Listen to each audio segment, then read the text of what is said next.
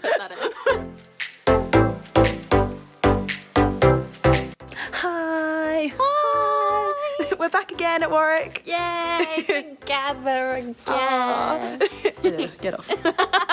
So we've just finished the panel sessions for this weekend. We were doing them for Freshers Week as we announced in our previous video. There are so many activities going on this week for freshers, like the Societies Fair and the Sports Fair. So if you are a fresher, please get involved. We're just going to add in some footage now of the student panel that we just did over this weekend, just in case you guys couldn't make it or you want to know a few questions that people were asked about accommodation, moving in, opportunities, societies and studying. Yep. Enjoy!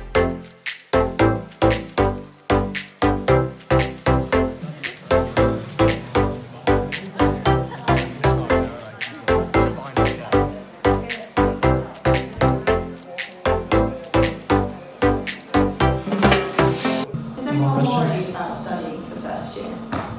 Come on, you all are. Maybe just like a little.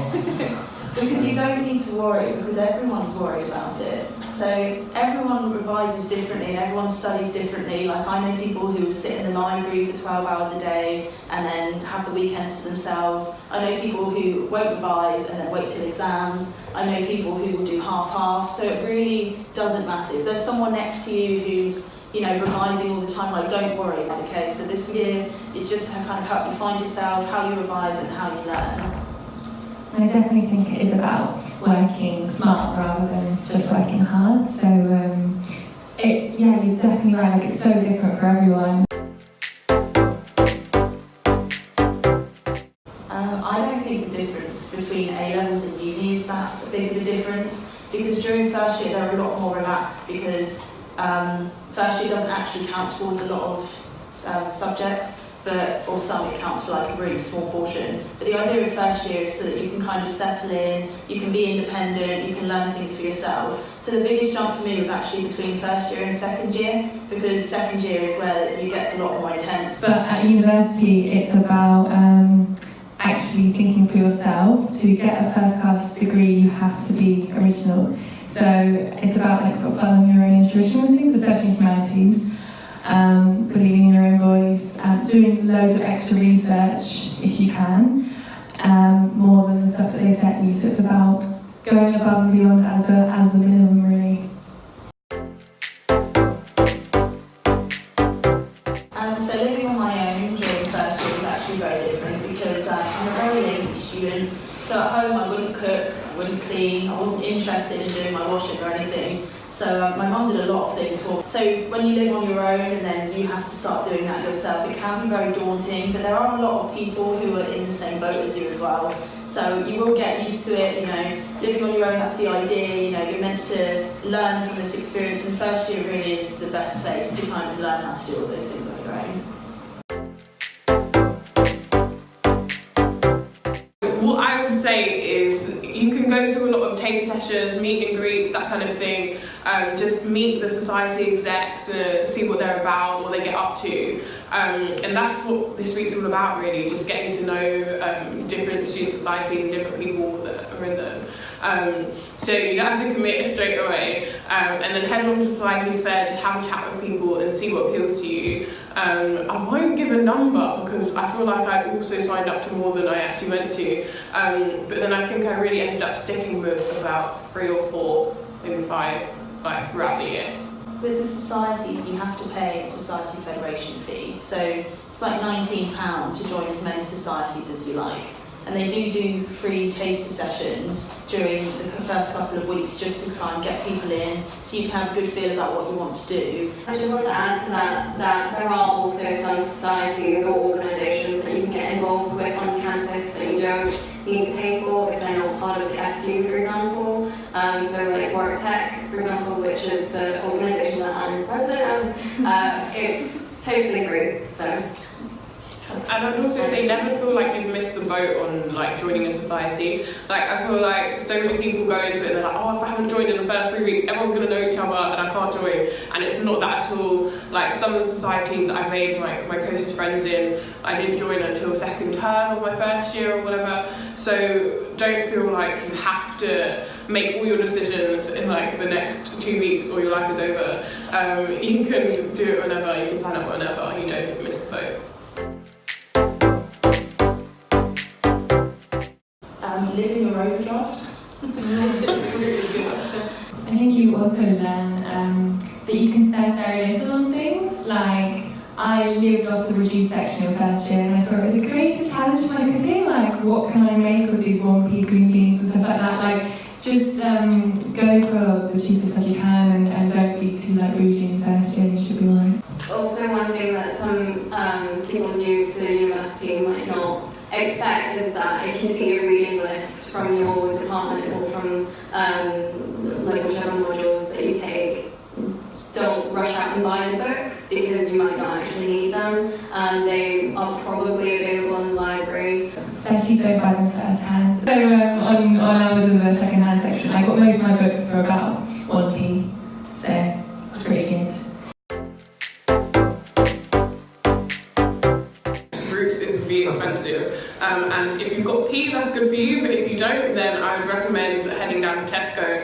And in first year, I don't know what it was about me, but I just thought it was such a long walk. Like, in my head, I'd made it like it was this long trek, and in reality, it's like 10 minutes from like Central. So do walk to Tesco, don't buy everything in Roots. And also, if you kind of pull together with your people in your kitchen, you can probably get an order in, which we did quite a lot of times. So yeah, it just makes it less expensive. There is also an Aldi just being built in Cannon Park, which we weren't blessed with first year, but you all have been. It's so much cheaper than Tesco. You really need to find a good balance between working and studying, because obviously you're here to do a degree. But it is really good to get a job while you're at uni, and there are so many jobs on campus that you can do. You have loads of places in the SU, loads of cafes, and there's also a website called Uni Temps, so that you can actually earn some money while you're here. Because I'm an international student myself and I only opened a bank account like 2 years ago. Like, basically you're required to provide some documents that you're actually a student here, and also a copy of your passport, but other than that it's not too much of a hassle. On the other hand, what I know is a bit more complicated is getting proof for overdraft, so that might need a little bit more work from your side.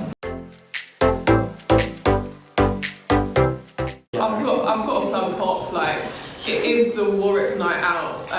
Wednesday nights pop in the Copper Room, so it's just the SU club. You just can't beat it. How much is it? Yeah, it's super cheap, it's like £4. So I would definitely recommend getting yourself there. Have some purple beforehand, and if you don't know what that is, you will on Wednesday. Probably the cheapest actually, I just thought, is house parties as well. There's a lot of that at Warwick.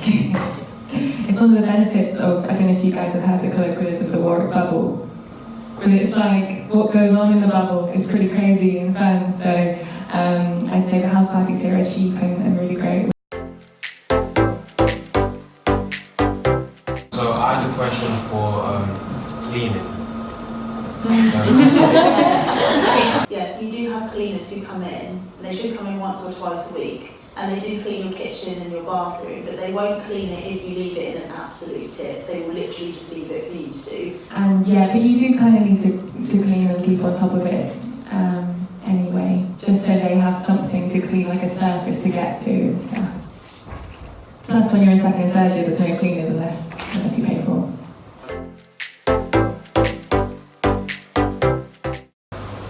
There's this amazing thing called meal prep, and so if you cook a big batch of food, it takes about an hour and a half, maybe, depends on what you're making, and then if you make enough, you can make enough for the whole week.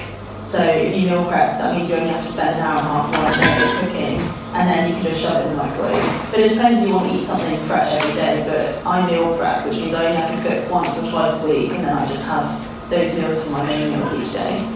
Yeah, definitely. I think I do the same, like batch cooking saves you so much money, especially if you do buy stuff in the reduced section, cook something big with it, and then freeze it.